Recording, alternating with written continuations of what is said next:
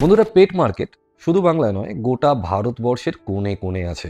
আজকের এই ভিডিওটার সব থেকে ইম্পর্টেন্ট অ্যাসপেক্ট হচ্ছে এটা বোঝা যে এত কুকুর আসে কোথা থেকে। কোনো রেগুলারেশন না থাকায় এবং সরকারের অবহেলায় এখানে আরও অনেক সোর্সে কুকুর আসে, যেমন পাপ্পি মিলারের থেকে অথবা ব্যাকইয়ার্ড ব্রিডারদের থেকে। এতে এদের লাভ ঠিক যতটা বাড়ে, কুকুরগুলোর অবস্থা ঠিক ততটাই খারাপ হয়। কিন্তু পাপ্পি মিলিং আসলে কি, বা ব্যাকইয়ার্ড ব্রিডিং সেটাই বা কি, চলুন সেটা জেনে নিই। পাপ্পি মিল বেসিক্যালি একটা ফার্ম যেখানে কমার্শিয়ালি ডগ ব্রিডিং করা হয়। এখানের আসল উদ্দেশ্যটা শুধুই রোজগার থাকে এবং কুইক ব্রিডিং এর প্রসেসকে ফলো করা হয় এবং যত তাড়াতাড়ি নতুন করে প্রজনন করানো যায় সেই পদ্ধতিটাকেই অবলম্বন করা হয়। ব্যাকইয়ার্ড ব্রিডিং বা ব্যাকইয়ার্ড ব্রিডার এমন একজন মানুষ যিনি কোনো রেকগনাইজড রেজিস্টার্ড অর্গানাইজেশন বা বডির পার্ট না হওয়া সত্ত্বেও ব্রিডিং করেন, যেমন আমি বা আপনি।